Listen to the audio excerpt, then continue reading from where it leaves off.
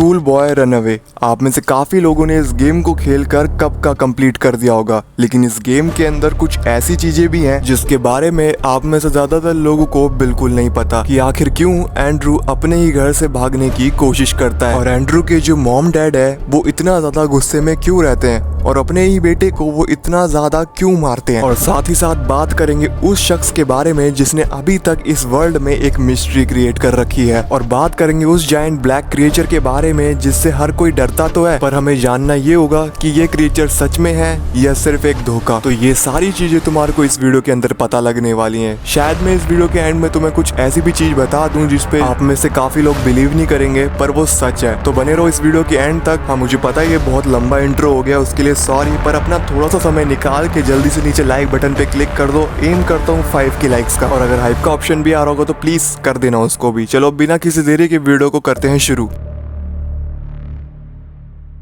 ये story Russia के एक ऐसे इलाके से शुरू होती है जहाँ पर बहुत कम लोग रहा करते थे। यह इलाका शहर से काफी ज्यादा दूर बना था और यहाँ पे सिर्फ गिने चुने घर थे, और उन्हीं एक घर के अंदर एक फैमिली रहा करती थी जिसके अंदर सिर्फ 3 मेंबर्स थे। एक 13 साल का लड़का जिसका नाम था एंड्रू पेबेलो, और एंड्रू की मॉम गलीना पेबेलो, और इनका हस्बैंड गेनेंडी पेबेलो। अब ये तीनों लोग अपने इस घर में रहा करते थे, लेकिन इस घर का माहौल ज्यादा कुछ अच्छा नहीं था। वो इसलिए क्योंकि एंड्रू जो कि सिर्फ 13 साल का था वो काफी ज्यादा टॉर्चर हो रहा था, वो भी किसी बाहर के बंदे से नहीं, अपने ही पेरेंट्स से, और सबसे ज्यादा तो उसके डैड से। उसके डैड एंड्रू की छोटी सी छोटी गलतियों के ऊपर उसे काफी पनिश करते और बेल्टों से भी मारते, जो तुम गेम में भी देख सकते हो। अगर बात करें हम एंड्रू के मॉम की, तो वो भी थोड़ी अग्रेसिव नेचर की है, पर वो इतना नहीं मारती जितना उसका हस्बैंड मारता है अपने बेटे को। वो ज्यादा से ज्यादा अपने बेटे को एक थप्पड़ मार देती है और पनिशमेंट के तौर पे वो एक घर का काम उसे पकड़ा देती है। पर क्यों? आखिर एंड्रू ने ऐसा करा क्या है जिसकी वजह से उसके मॉम डैड उसके ऊपर ये सब कर रहे हैं? तो इसके पीछे का रीजन है एंड्रू की पढ़ाई, जो शायद आप में से काफी लोगों को पता होगा। आपको पता ही होगा कि एंड्रू पढ़ाई में कितना ज्यादा बेकार है, उसके हमेशा कम मार्क्स आते हैं, और इसी वजह से उसके मॉम डैड उसे मारा करते और पनिशमेंट दिया करते थे, जो कि काफी ज्यादा गलत बात है। कभी भी बच्चा मारने से, पनिशमेंट देने से कभी भी बच्चा सुधरता नहीं है, बल्कि वो और भी ज्यादा अग्रेसिव और चिड़चिड़ा हो जाता है। कभी कभार बच्चे को प्यार से समझाना चाहिए, लेकिन प्यार नाम की चीज तो पता नहीं एंड्रू के मॉम में होगी या नहीं, बट एंड्रू के डैड के अंदर तो बिल्कुल भी नहीं है। वो मैं तुम्हें आगे बताऊंगा आखिर कैसे। एक दिन बाहर बहुत ज्यादा बर्फबारी पड़ रही थी, तभी एंड्रू के घर के गेट के पास उसका दोस्त आइगोर आता है। आइगोर अपने फ्रेंड एंड्रू को बाहर खेलने के लिए बुलाता है, जिसके बाद एंड्रू अपने दोस्त आइगोर को देख के वो काफी ज्यादा खुश हो जाता है, क्योंकि वो सबसे ज्यादा अच्छा फील अपने दोस्तों के साथ ही करता था। अब बाहर खेलने की परमिशन लेने के लिए वो अपने भागकर मॉम के पास जाता है। वो अपनी मॉम से कहता है कि वो अपने दोस्त के साथ बाहर खेलने के लिए जा रहा है, लेकिन उसकी माँ ने सीधा चिल्लाते हुए यही कहा कि तू पहले बेटा अपना रिपोर्ट कार्ड लेके आ, तेरा रिपोर्ट कार्ड ही डिसाइड करेगा कि तू बाहर खेलने जाएगा या नहीं। तो जिसके बाद एंड्रू अपना रिपोर्ट कार्ड लेकर आता है और अपनी मॉम को दिखाता है। अब उसकी मॉम ने जब रिपोर्ट कार्ड देखा वो काफी ज्यादा गुस्सा हो गए, क्योंकि रिपोर्ट कार्ड में हर जगह तो F लिखा हुआ था, ऊपर से उसकी मैडम ने स्पेशली लिखा हुआ था कि इसका क्लास के अंदर बिहेवियर बहुत गंदा है। अब ये देख के तो उसकी मॉम ने बस उसे यही कहा कि तू बेटा जाके पढ़ने बैठ, वरना चांटे ही चांटे पड़ेंगे। जिसके बाद एंड्रू बिना कुछ कहे अपने कमरे में पढ़ने के लिए चले जाता है, और उसकी मॉम बाहर जाके उस टकले को भगा देती है। अब एंड्रू को काफी ज्यादा गुस्सा आया, वो इसलिए क्योंकि ऐसे तो वो अपने दोस्तों के साथ कभी बाहर खेल ही नहीं पाएगा, और ऊपर से इतनी ठंड में अभी भी उसके दोस्त आइगोर और वीका बाहर उसके साथ खेलने का वेट कर रहे थे। जिसके बाद एंड्रू डिसाइड करता है कि वो अपने घर से बाहर निकलेगा और अपने दोस्तों के साथ जरूर खेलेगा। बट घर से बाहर निकलना इतना आसान नहीं है, उसे अपनी मॉम और डैड की नजरों से छुपते छुपाते इस घर से एस्केप करना है। आपके पास 2 रास्ते हैं, चाहो तो आप मेन गेट से कर सकते हो, चाहो तो आप छत से भी कर सकते हो। अब इतना तो तुम्हें पता ही होगा, ये मैंने तुम्हारे को शॉर्ट में एक रिकैप कर दिया। अब आगे की बात करें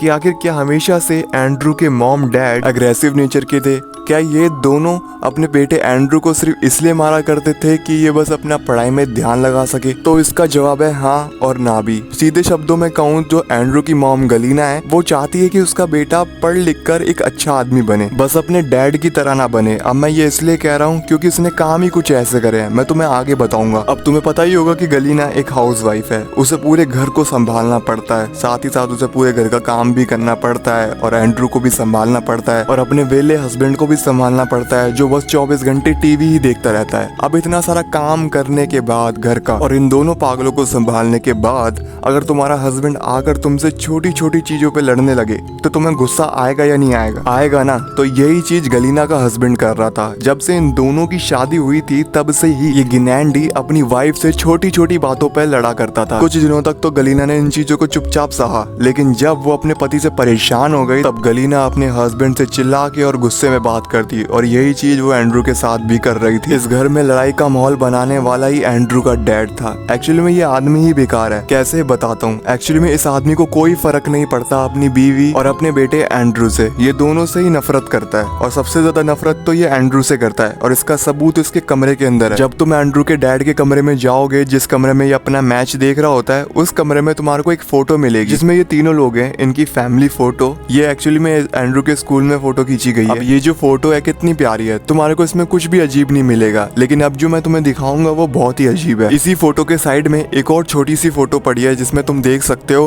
कि गिनैंडी अपने ही बेटे एंड्रू का कान पकड़ कर खड़ा हुआ है और उसकी फोटो क्लिक करके इसने अपने कमरे में रखी हुई है। अब मुझे ये बताओ, ऐसा किसके पेरेंट्स होंगे जो अपने ही बेटे को पनिशमेंट देते हुए उसकी फोटो क्लिक करके अपने कमरे में रखेंगे? बताना। तो इससे पता लगता है कि गिनैंडी अपने बेटे एंड्रू से कितनी ज्यादा नफरत करता है, और ये उतना ही अपनी बीवी गलीना से भी करता है। अब मुझे इस गेम के अंदर पता लगा है कि ये अपनी बीवी गलीना को चीट कर रहा था। तुम्हें पता ही है कि गिनैंडी शादीशुदा है, लेकिन ये फिर भी किसी लड़की से मैसेज पे बात किया करता था, और पूरा दिल लगा के गिनैंडी उस लड़की से बात किया करता था, और उस चीज में उसको बहुत ज्यादा मजा भी आ रहा था। लेकिन उसे ये नहीं पता था कि वो जिस लड़की से बात कर रहा है वो और कोई नहीं, उसी का बेटा एंड्रू है। एंड्रू ही लड़की की फेक आईडी बना के अपने डैड को मैसेजेस कर रहा था, और एंड्रू ऐसा इसलिए कर रहा था कि ताकि उसके डैड का ध्यान उसके ऊपर से हट जाए, ताकि वो इजीली अपने घर से एस्केप कर सके। और उसके डैड भी पूरा उसके जाल में फंसे जा रहे हैं भाई, पूरा दिल लगा के उससे बातें कर रहे हैं। इससे पता लगता है कि भाई एंड्रू का डैड भाई पूरा ठरकी है। चलो अब ये तो बात हो गई एंड्रू के मॉम और डैड की। अब बात करने वाले हम उस कैरेक्टर के बारे में जिसने इस गेम के अंदर एक अलग ही मिस्ट्री क्रिएट कर रखी है, और वो है द फिशरमैन। एक पतला सा आदमी जिसने बहुत गंदे कपड़े पहने हैं और सर पे एक बहुत गंदी टोपी पहन रखी है, और ये फिशरमैन हमारे को इस गेम के अंदर देखने को मिलता है। हालांकि अभी तक तो इस गेम के अंदर इस फिशरमैन का इतना बड़ा रोल तो है नहीं, बस हमें इतना पता है कि एंड्रू के घर के कुछ ही दूरी पे जो लेक है वहाँ पर ये फिशरमैन रहता है, और वहीं पर ही इसका पुराना सा घर बना हुआ है। और ये बस किसी से ज्यादा बोलता नहीं है, बस चुपचाप अपना फिशिंग करता है लेक के पास। लेकिन जब भी हम उस लेक के पास जाने की कोशिश भी करते हैं, ये वहां से तुरंत उठता है और भागकर सीधा अपने घर के अंदर चले जाता है। जब तक हम इस फिशरमैन को पकड़ने की कोशिश करते हैं तब तक तो ये अपने घर के अंदर भी चले जाता है, और उसके बाद तो ये अपने घर से बाहर ही नहीं निकलता। हम इसके घर के अंदर जाने की कोशिश करते हैं लेकिन हम जा ही नहीं सकते। अब ये सब देखने के बाद आपके माइंड में एक ही सवाल आ रहा होगा कि आखिर क्यों ये फिशरमैन हमसे छुप रहा है। अब इसे जानने से पहले हमारे को ये जानना होगा कि आखिर इस इलाके में चल क्या रहा है। तो देखो, जिस इलाके में हमारा एंड्रू रहता है उस इलाके से अचानक से कुछ लोग कहीं गायब हो गए हैं, या मैं कहूँ उनको किसी ने किडनैप कर लिया है, क्योंकि पुलिस ने अपनी छानबीन करी तो उनको कुछ भी सबूत नहीं मिला। जिसके बाद यहीं के कुछ लोगों ने कहना शुरू कर दिया कि बाहर कोई किडनैपर घूम रहा है और वो लोगों को किडनैप करके उन्हें जान से मार देता है। बट वो किडनैपर है कौन ये अभी तक किसी को पता नहीं लग पाया। लेकिन जब मैंने इसके ऊपर थोड़ी बहुत रिसर्च करी तब मुझे पता लगा वो किडनैपर और कोई नहीं फिशरमैन ही है, और इसका सबूत मैं तुम्हें ऐसा दूंगा जिसे देखकर तुम खुद बोलोगे कि भाई यही किडनैपर है। पहले हम बात कर लेते हैं कि आखिर फिशरमैन हमारे को देख के घर के अंदर क्यों भाग जाता है। तो देखो, मुझे ऐसा लगता है कि फिशरमैन कुछ ऐसी चीज छुपा रहा है जो इस किडनैपिंग से जुड़ी हुई है, और वो जो भी चीज है वो इसके घर के अंदर है। क्योंकि हम इस गेम के अंदर एक्ट 3 के कवर को देखते हैं तो उनमें हमें फिशरमैन का घर देखने को मिलता है। तो इससे प्रूव हो जाता है कि आने वाले एक्ट में हमारे को फिशरमैन का एक बहुत बड़ा रोल देखने को मिलने वाला है, और वो बहुत बड़ा रोल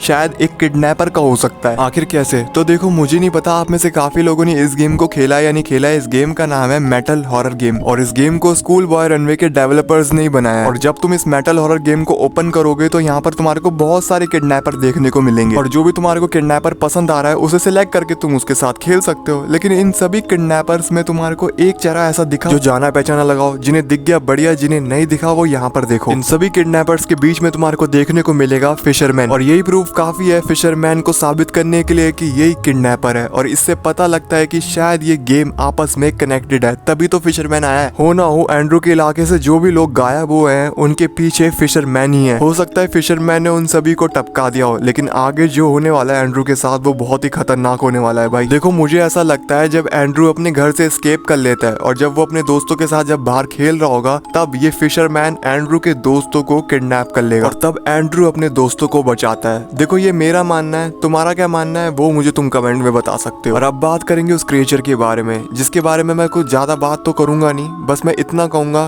कि इसके ऊपर भी काफी थ्योरीज है। इस ब्लैक क्रिएचर का नाम है क्लॉट। अब काफी लोग ये भी कहते हैं कि इस क्लॉट क्रिएचर को जो कंट्रोल करता है वो करता है फिशरमैन, बट ऐसा कुछ भी नहीं है। बस ये एंड्रू की एक इमेजिनेशन कह लो या एक बुरा सपना कह लो, क्योंकि हम खुद गेम में देखते हैं कि एंड्रू को एक बहुत ही बुरा सपना आता है और उस सपने में वो देखता है कि बहुत ही अलग कमरे में पहुंच चुका है जो बिल्कुल बैक रूम की वाइब्स दे रहा था, और उसी रूम के अंदर ये क्लॉट था। और ये क्लॉट जब एंड्रू को टपका देता है तब अचानक से एंड्रू की आंख खुलती है, तब वो देखता है कि वो सिर्फ एक बुरा सपना देख रहा था। तो इससे पता लगता है कि डेवलपर्स ने क्लॉट को इस गेम के अंदर सिर्फ एंटरटेनमेंट के लिए डाला है, असल में तो ये एग्जिस्ट ही नहीं करता। बाकी आपको क्या लगता है, क्लॉट सच में है या बस एक बुरा सपना? मुझे तुम कमेंट में बता सकते हो। लेकिन अब जो मैं बताने वाला हूँ शायद आप में से काफी लोग उसके ऊपर यकीन नहीं करेंगे। जब मुझे रिसर्च के टाइम पता लगा तो मैंने सोचा आप लोगों को बता दूं। जब मैं रिसर्च कर रहा था इस गेम के ऊपर तो मुझे इस गेम का विकिपीडिया मिला। उस विकिपीडिया में एंड्रू के बारे में लिखा था, जिसमें लिखा था उसकी डेट ऑफ बर्थ। तुम देख सकते हो 19 जुलाई 2002, जो कि एक नॉर्मल सी चीज है। लेकिन जब मैंने नीचे देखा तब यहाँ पर लिखा था डेट ऑफ डेथ, मतलब कि एंड्रू मर चुका है और जिस दिन वो मरा था डेट थी 18 मई 2015, मतलब 13 साल की उम्र में एंड्रू की डेथ हो गई थी। अब मुझे नहीं पता ये विकिपीडिया कितना सच बोल रहा है, बट मुझे तो ये फेक ही लग रहा है। पहले मैं सोच रहा था कि ये मैं ना बताऊं, बट वही है ना, जो चीज पता लगी है वो बतानी तो पड़ेगी ना। बाकी तुम ये खुद भी चेक कर सकते हो, सीधा गूगल पे लिख देना स्कूल बॉय रनवे विकिपीडिया, तुम्हारे को ये मिल जाएगा। तो ये थी स्कूल बॉय रनवे की बैक स्टोरी। कैसी लगी कमेंट्स में बता देना। अब आगे के जैसे एक्ट्स आएंगे उसके ऊपर हम जरूर बनाएंगे वीडियोस। और हाँ, इस वीडियो का शाउट आउट जाता है इनको जिन्होंने इतना वेट किया इस वीडियो का, उसके लिए थैंक यू सो मच। और अगर आपको रियल हॉरर स्टोरीज देखना पसंद है तो डिस्क्रिप्शन में मैंने चैनल का लिंक दे रखा है, जरूर से जाके चेकआउट करना, बहुत अच्छी वीडियोस वहाँ पर भी आती रहती हैं। प्लीज यार सब्सक्राइब करो, जाके सपोर्ट दिखाओ। तब तक मैं मिलता हूँ एक और खतरनाक वीडियो के साथ। बाय।